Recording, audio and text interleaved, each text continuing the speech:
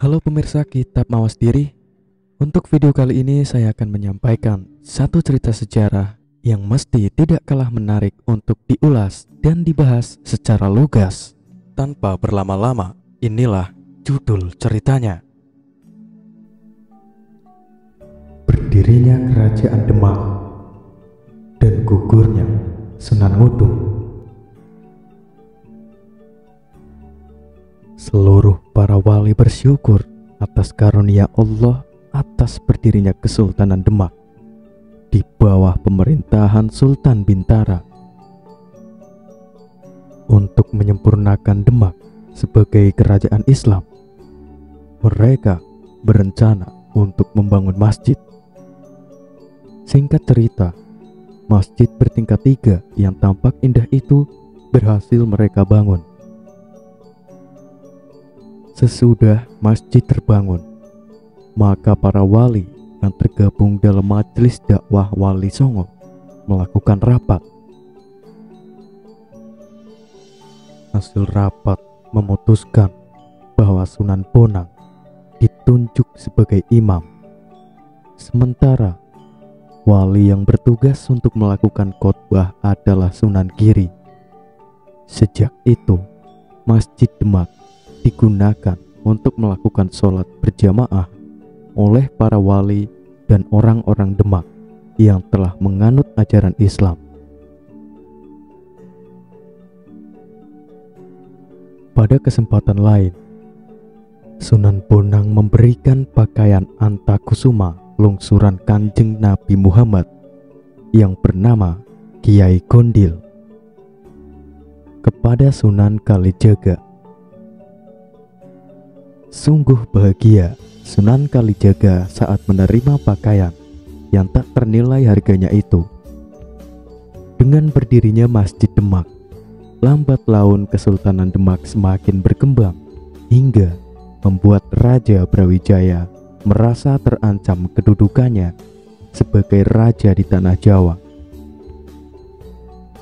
Maka, sewaktu mengadakan pertemuan di Balairung, Brawijaya memerintahkan pada Patih Gajah Permada dan Adipati Pecatonda untuk meluluh lantakan Kesultanan Demak. Berangkatlah Patih Gajah Permada beserta Adipati Pecatonda yang diikuti oleh pasukan Majapahit dan Palembang itu menuju Kesultanan Demak. Sementara Sultan Bintara yang mendengar bahwa Majapahit tengah dalam perjalanan untuk menyerang Demak, segera bertindak. Memerintahkan pasukannya di bawah Panglima Perang Sunan Ngudung untuk menghadang pasukan Majapahit. Pecahlah perang Sudarma Wisuta antara Raja Brawijaya dan Raden Patah. Dalam perang itu, Sunan Ngudung berhadapan dengan Adipati Pecatonda. Keduanya sama-sama saktinya, tapi sudah kehendak Allah, Sunan Ngudung tewas saat berperang melawan Adipati Pecatonda. Usai membunuh Sunan Ngudung, Adipati Pecatonda ngungun dalam hati, seperti dihadapkan pilihan Simalakama. Ia dalam kebingungan terus berperang melawan Demak, yang artinya memenuhi perintah Raja Brawijaya atau menghentikan berperang karena melawan Sultan Bintara, kakaknya sendiri.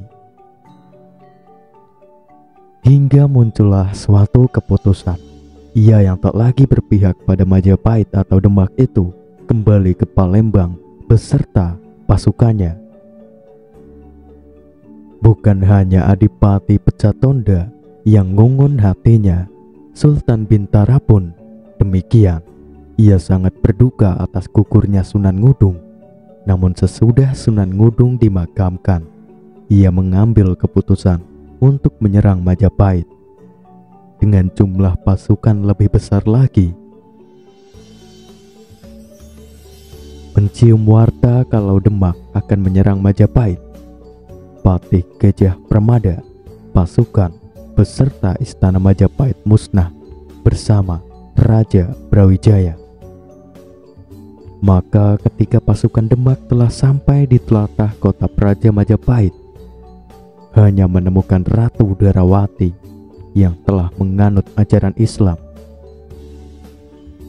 Oleh Sultan Bintara, istri Brawijaya itu dibawa ke Demak.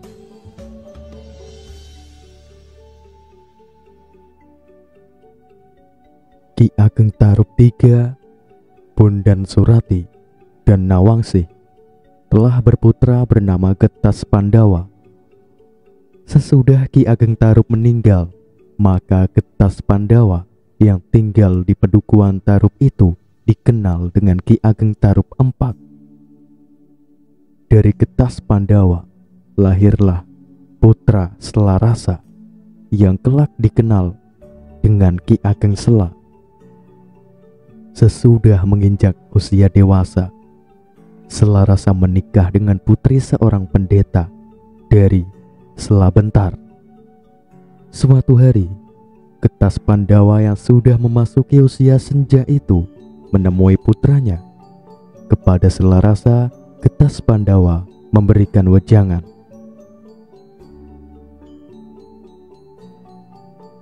"Anakku Sela, hendaklah kau harus berhati-hati di dalam menjalani hidup di dunia ini.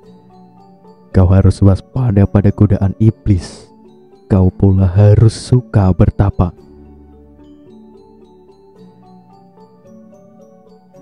Nasihat ayahanda akan selalu aku ingat.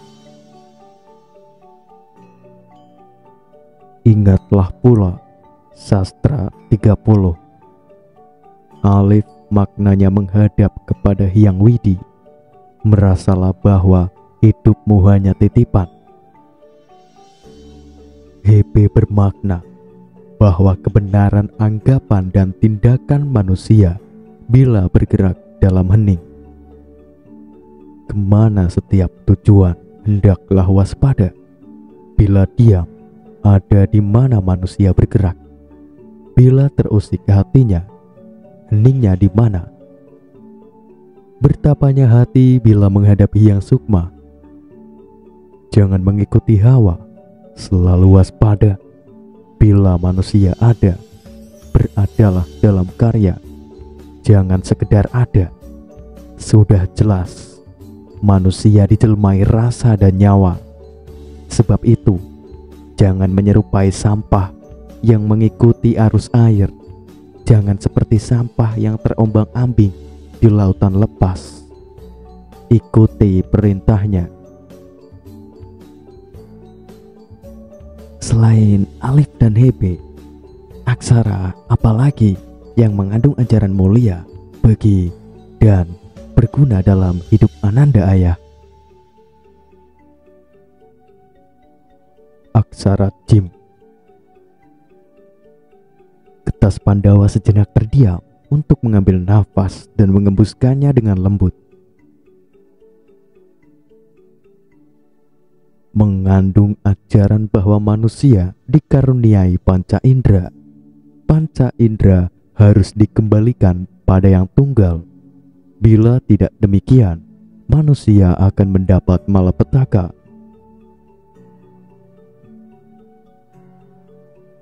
Selanjutnya Ananda.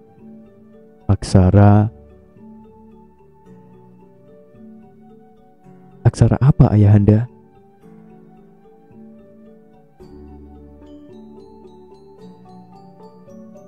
K, Dal, Re, dan Z.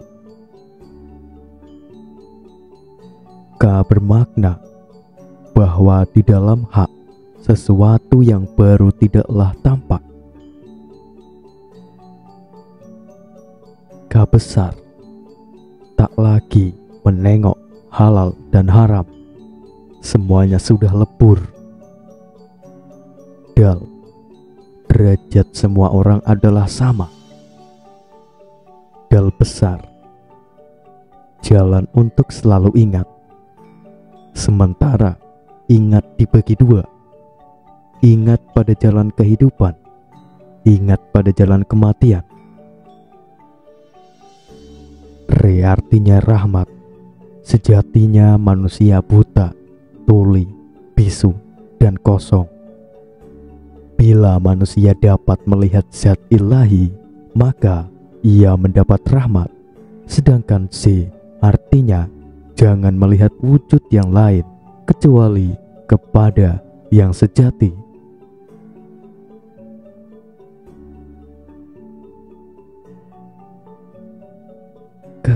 Kenapa terdiam ayahanda? Tanya Selarasa. Lanjutkan petuahnya, Ananda. Sangat suka menyimaknya. Ketahuilah makna dari aksara-aksara selanjutnya, Ananda. Aksara Sa artinya syarat untuk mengetahui diri sendiri. Sat, segala rupa tak bisa diceritakan dan tak perlu dipedulikan. Lat, sesuai yang sudah hanyut di dasar samudra, tak bisa diduga. T, tabah atas cobaan Tuhan hingga manusia merasa tak punya suatu apa. Le, menjalankan perintah Tuhan agar manusia memiliki kelebihan. Ngain, berkarya tak perlu dipamerkan, tenang dalam laku dan pembawaan. Ain, memegang hadis dan dalil, tak bisa dipisahkan keduanya.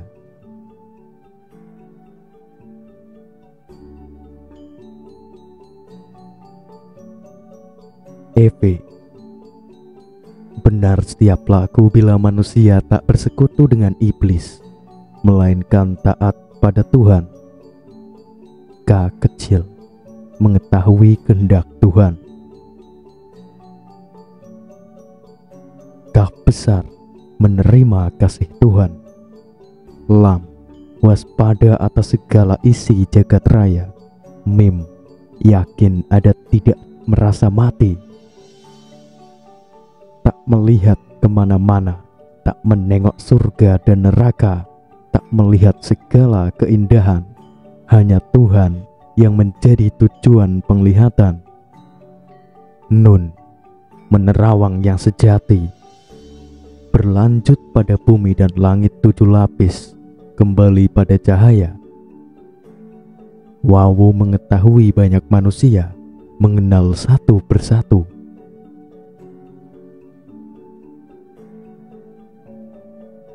Selanjutnya selalu bersatu dan tak pernah terpisahkan. Diibaratkan tembaga dan emas, bila keduanya sirna, warnanya berubahlah namanya. Lam alif, berlindung dan beriman pada Tuhan sebagai jalan utama untuk menuju yang sukma. Ambiah, telah berkumpulnya nabi, wali, dan mukmin. Ya mapan, menetap dan sumarah adalah kenyataan. Tidak ada yang lain lagi. Karenanya Ananda, amalkan apa yang telah aku wejangkan kepadamu. Pesan ayahanda akan aku amalkan.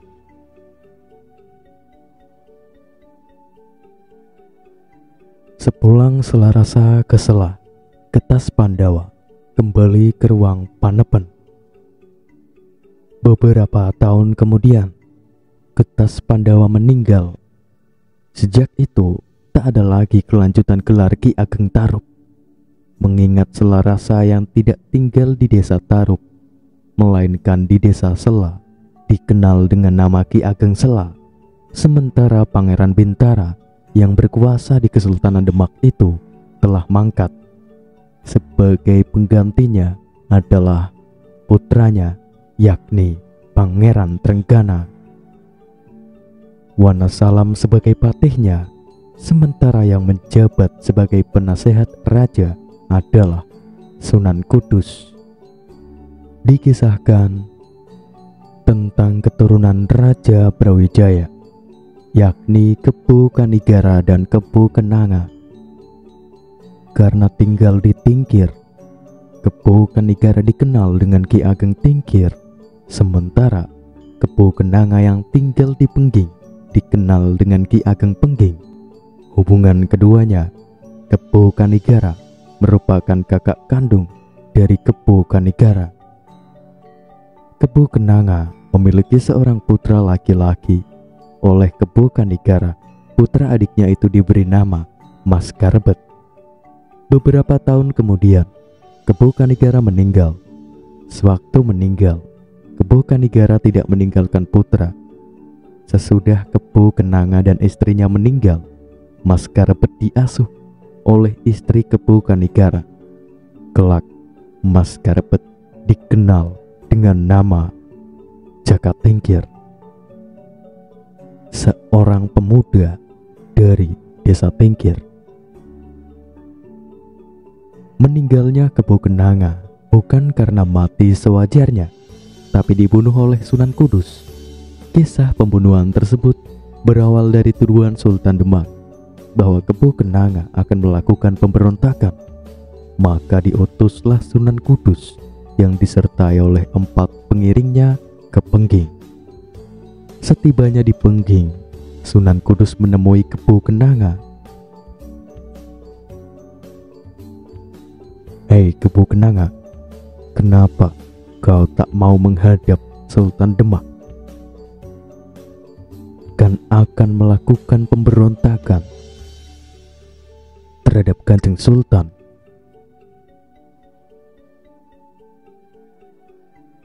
"Bagaimana hamba akan melakukan pemberontakan terhadap Demak, Kanjeng Sunan?" Kebu Kenanga menjawab tenang, "Pengging bukan bawahan Demak. Pengging daerah perdikan Majapahit.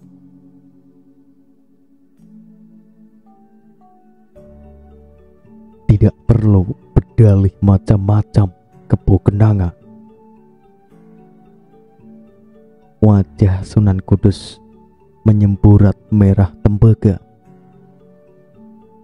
"Sekarang kau mau aku hadapkan pada Kanjeng Sultan Demak atau tidak?" Sunan Kudus menghunus belati dari sarungnya, menikamkan belati itu ke dada Kebu Kenanga. Dengan bibir menyunggingkan senyum, Kebu Kenanga menjawab ucapan selamat jalan dari Sunan Kudus. Kebu Kenanga terkapar di tanah di lantai ruang tamu. Sukma melayang kembali pada Sang Pencipta. Tanpa meminta pamit pada istri Kebu Kenanga, Sunan Kudus meninggalkan Pengging, menghadap Sultan Patah, menyampaikan kabar bahwa musuh Demak telah tewas di tangannya. Mendengar kabar gembira dari Sunan Kudus, Sultan Patah tampak berbinar wajahnya. Sepeninggal Kebu Kenanga, istrinya melahirkan bayi bernama Mas Karbet. Sesudah menginjak usia muda, Mas Karbet yang diasuh oleh Nyi Ageng Tingkir pergi ke desa Sela. Tidak ada tujuan dari Mas Karbet selain berguru kepada Selarasa, putra Getas Pandawa yang dikenal dengan Ki Ageng Sela. Melalui Ki Ageng Sela, Mas Karbet menjadi seorang pemuda yang sakti mandraguna, pilih tanding. Kembali ke bahasan gugurnya Sunan Ngudung. Sunan Ngudung tewas dalam pertempuran pada tahun 1524 ketika memimpin penyerangan Kesultanan Demak melawan Majapahit yang sudah direbut oleh Girindra Wardana dari Kediri keturunan dari Jayakatwang, musuh dari Pangeran Wijaya. Dalam naskah-naskah Babat telah disebutkan, contohnya Babat Demak atau Babat Majapahit, yang mana para wali mengisahkan Sunan Ngudung tewas ketika memimpin pasukan Kesultanan Demak dalam perang melawan kerajaan Majapahit, dan beliau dimakamkan di Demak. Beliau dididik dan dibesarkan oleh ayahanda Sayyid Ali Murtadlo atau Raden Santri dan pamannya sendiri Sayyid Ali Rahmatullah atau Sunan Ampel. Maulana Usman Haji setelah menimba ilmu pada ayahanda dan pamanda, akhirnya melanglang buana mengarungi samudra untuk menuntut ilmu dan akhirnya kembali sehingga sampai ke Ampel Denta, Surabaya untuk menyebarkan Islam.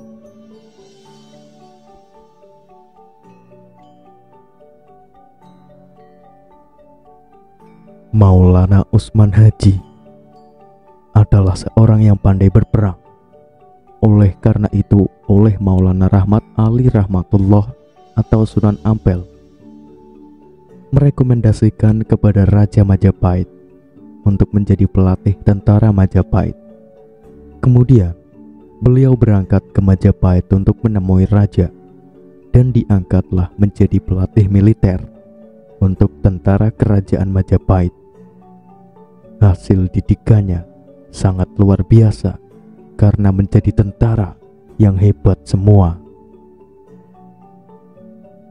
Diriwayatkan ada seorang raja bawahan Majapahit bernama Raja Kresna Kapakistan dari kerajaan Gelgel yang sekarang di Kabupaten Karangasem.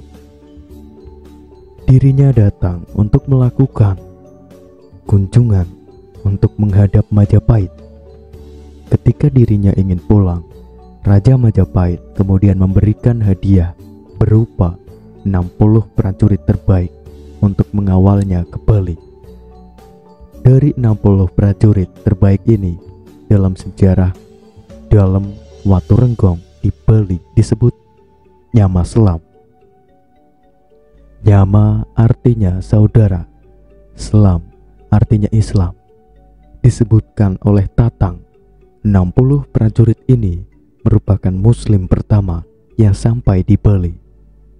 Semuanya adalah prajurit Majapahit yang dididik oleh Maulana Usman Haji.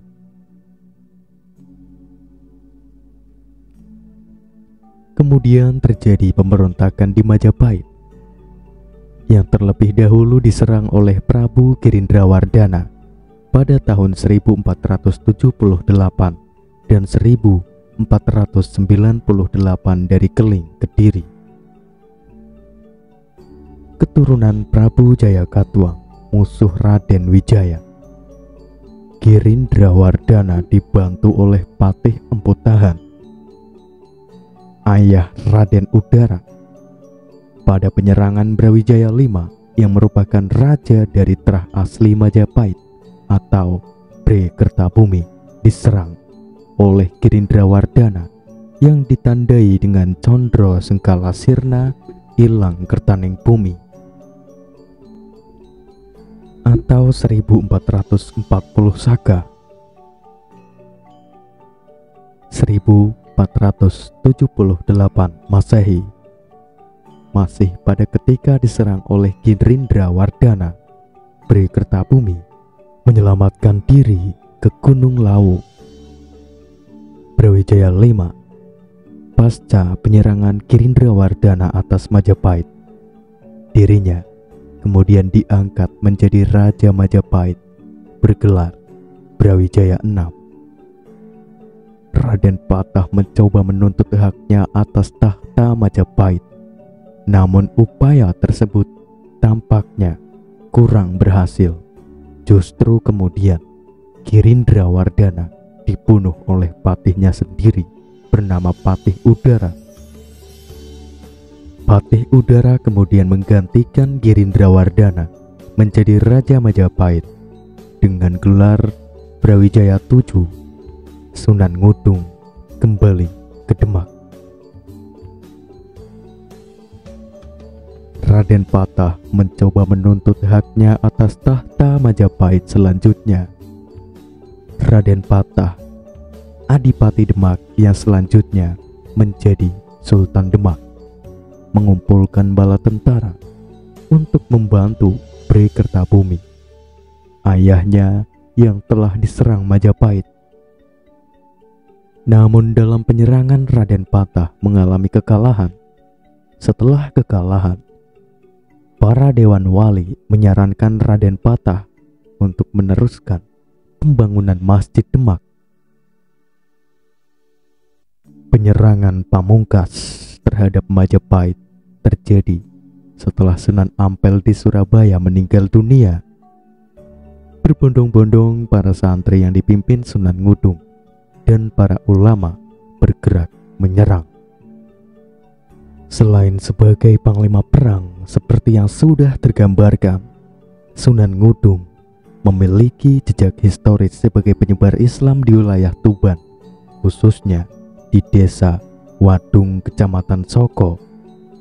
Sejarawan Agus Sunyoto menyebut jejak dakwah Sunan Ngudung adalah pencipta tari jaranan atau jatilan. Tari jaranan digunakan sebagai media dakwah keliling untuk mengumpulkan warga di lapangan desa. Setelah berkumpul, kemudian warga diajak untuk membaca kalimat syahadat. Jelas Prihantono dalam tari jaranan, kreasi Sunan Ngudung untuk berdakwah. Menurut Prihantono, kontribusi terpenting dari Sunan Ngudung adalah ikut meletakkan pondasi moderasi dakwah dengan memanfaatkan tarian jaranan.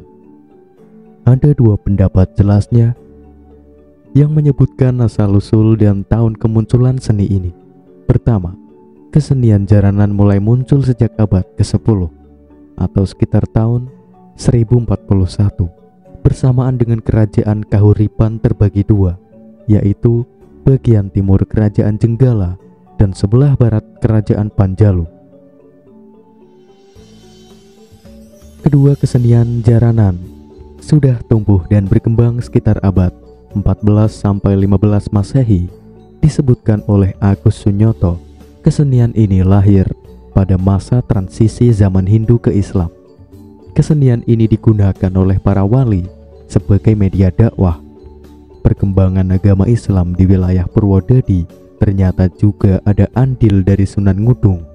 Hal ini setidaknya bisa dilihat dengan adanya petilasan dari ayah Ja'far Shadiq alias Sunan Kudus. Ini di Dusun Widuri, Desa Cingkrong, Kecamatan Purwodadi. Sunan Ngudung selain sebagai pendakwah juga menjadi tokoh kunci dalam berdirinya Kesultanan Demak yang sebelumnya Kadipaten Demak.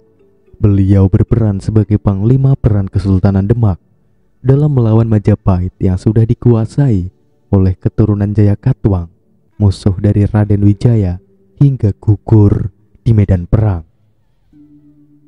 Selain sebagai panglima perang Kesultanan Demak, Sunan Ngudung juga diangkat sebagai Imam Masjid Demak, menggantikan Sunan Bonang, yang mana tergabung dalam anggota Dewan Wali Songo, yaitu suatu majelis dakwah agama Islam di Pulau Jawa. Penampilan yang sejuk, tutur bicara yang santun ketika beliau menyampaikan dakwah, hingga beliau dianggap tokoh yang dianggap mampu menenteramkan suasana, dan beliau juga menggelar acara kesenian jaranan atau jatilan untuk menarik minat masyarakat kelas bawah.